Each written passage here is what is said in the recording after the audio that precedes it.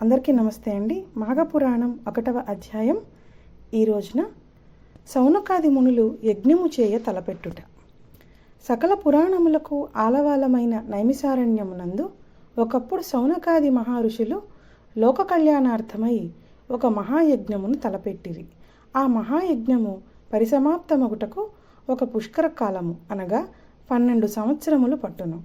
ఎన్ని అడ్డంకులు వచ్చినను ఆ యజ్ఞమును పూర్తి చేయవలయును అనడి దీక్షతో సౌనకాది మునులు తలపెట్టి యజ్ఞస్థలముగా నైమిసారణ్యములో ప్రవహించు గోమతీ నదీ తీరమును ఎన్నుకుని ఒక శుభముహూర్తమున యజ్ఞమును ప్రారంభించరు. అంత పెద్ద యజ్ఞమును చూచి తరింపవలయును అనడి కోరికలతో భరతఖండము నలుమూలల నుండి తపోధనులు ఎందరో వచ్చి యజ్ఞస్థల సమీపమునందు నివాసములు ఏర్పరచుకొనిరి. అచటికి ఏతెంచిన మునీశ్వరులలో బ్రహ్మ తేజస్సు గల శతవృద్ధులు, వేద మూలాగ్రముగా నవగాహన చేసుకున్న వేదమూర్తులు, సకల శాస్త్రములు అధ్యయనమునర్చిన మునికుమారులు వచ్చి పాల్గొన్నారు.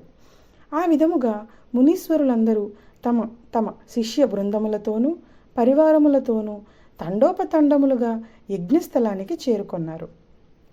వేల కొలది ఋషిపుంగవులతో ఆ యజ్ఞస్థలము క్రిక్కిరిసియుండెను. ఆ యాగము సకల లోకములకు శుభకరమైనదియు పుణ్యప్రదమైనదియు 12 సంవత్సరములు ఏకధాటిగా జరుగు మహాయాగమగుటం వలన పురాణ పురుషుడగు సూత మహాముని కూడా తన శిష్య బృందముతో వేంచేసి యుగాది కార్యక్రమములో ఆ యాగాది కార్యక్రమములలో పాల్గొన్నారు. దూర ప్రాంతాల నుండి వచ్చిన ఋషులు సూతులను దర్శన భాగ్యం కలిగినందుకు అమితానందం చెంది సూతుల వారి ఆశీర్వాదములతో నిర్విఘ్నంగా ఈ యాగం జరుగునని అందరూ సంతోషపడిరి. సూత మహాముని సకల శాస్త్రములు ఆమూలాగ్రముగా తెలిసి ఉన్న మహానుభావుడు. వేదం, పురాణ, ఇతిహాసాది సమస్త విషయములందు వారికి తెలియనిది లేదు. అవన్నీ వారికి కొట్టిన పిండి వంటివి. వారి ముఖవర్చస్సు నుండి ప్రకాశించు బ్రహ్మ తేజస్సు, ఎల్లవేళలా నవ్వులొలికించు ముఖారవిందము, మేలిమి బంగారం వలె ప్రకాశించుచున్న శరీరం వర్ణింపనలవి కానిది. అటువంటి పుణ్యపురుషుడగు సూత మహాముని ఆగమనమునకు స్వాగతం పలికి సాష్టాంగ దండ ప్రణామములు ఆచరించి యజ్ఞం జరుగు ఆ 12 సంవత్సరములలో ఎన్నియో పురాణగాథలు విని తరించవలనని కోరికతో మునిపుంగవులందరూ వేచి ఉన్నారు. సూతుల వారు సౌనకాది మునుల కోరికలను గ్రహించినారు. ఇటువంటి పుణ్యకార్యములందు పురాణ పఠనము గావించి అశేష ముని సత్తములను తృప్తిపరచుట వలన తన విద్యుక్త ధర్మమని ఎంచుకుని వారి కోరికను మన్నించినారు. ఒక ముహూర్తమున ఆశ్రమవాసులందరూ సూతుల వారికి అర్ఘ్యపాద్యములు వసంగి ఉచిత ఆసనములపై ఆసీనులను చేసి మునిశ్రేష్ఠ, మునికుల తిలక, ఇంతకు మున్ను ఎన్నియో పురాణగాథలు తమరు తెలియజేయగా విని మేము ఆనందించి ఉన్నాము. అనేక ఇతిహాసములను ఆలకించి అందలి సారమును గ్రహించి మేము ధన్యులమయ్యాము.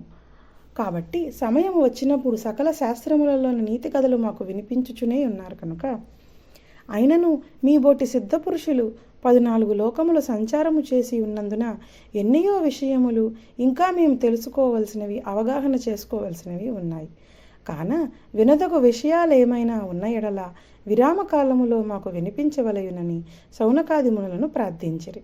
ఆ ప్రకారముగా కోరిన సౌనకాది మునులు తన కోరికను తీర్చుటకై, వారి కోరికను మన్నించుటకై క్రొత్త సంగతులు తెలుసుకోవాలని కుతూహలం కనపరిచిన వారందరికీ చూచి సూత మహాముని ఇటులు పలికిరి.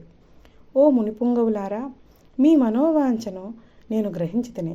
మీరు వినదగిన కథ నాకు తెలిసి ఉన్నంత వరకు విచారించి మీకు తృప్తి కలిగించదను.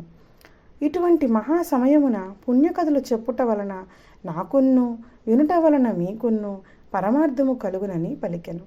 సౌనకాది మునుల కోరిక సూత మహాముని అడిగినదే తడవుగా వారందరులకు అంగీకరించగా ధన్యులమైతిమని మునులందరూ అమితానందం నొంది సూతుల వారి పాదములను కండ్లకు అద్దుకొని సూత మహామునితో, ఆర్య, పద్మపురాణమందు లీనమైపోయి ఉన్న మాఘమాసం యొక్క మహత్యంను మరల వినవలయుననడి కుతూహలం కలుగుచున్నది. అదియుగాక రాబోవుది ఈ రోజు నుండి మాఘమాసము కనుక మాఘమాసమే అయినందున ఆ మాస మహత్యం ఆచరించవలసిన విధానం మాకు ఈ రోజు నుండి తెలియచేస్తే మేము ఆచరించి తరిస్తాము.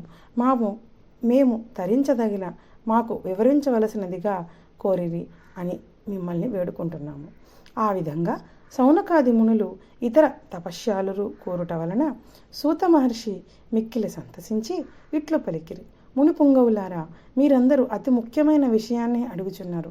మాఘమాసం కూడా ప్రారంభం కాబోతోంది కనుక ఇటువంటి సమయంలో మాఘపురాణం వినుట వలన కలిగే ఫలితము అంతింత కాదు. అదియునుగాక ఈ మహాయజ్ఞం జరుగుచున్న సమయంలో ఈ మాఘమాసం యొక్క మహత్యం మీకు వివరించవలసిన భాగ్యం కలిగినందులకు నేను అదృష్టవంతుడనే. కాన సావధాన మనస్కులై ఆలకింపుడు అని సూత మహర్షి ఇట్లు వివరించరు. నేను నా తండ్రి శిష్యుడగు రోమస మహర్షుని శిష్యుడను. అతడు మహాతపస్వి జ్ఞాని. నా తండ్రి వద్ద సకల శాస్త్రములు అభ్యసించెను. విష్ణు వంశ సంభూతుడగు వేదం వ్యాస మహర్షికి ప్రియపాత్రుడైన వారి దయ వలన నాకు కలిగిన జ్ఞానంతో మీలాంటి వారడిగిన ప్రశ్నలకు జవాబు చెప్పగల శక్తి సామర్థ్యములు కలిగిన వాడనైతిని. నేను తెలియచేయుచున్న నీతి బోధలు సకల లోకములకు శుభములు కలుగును.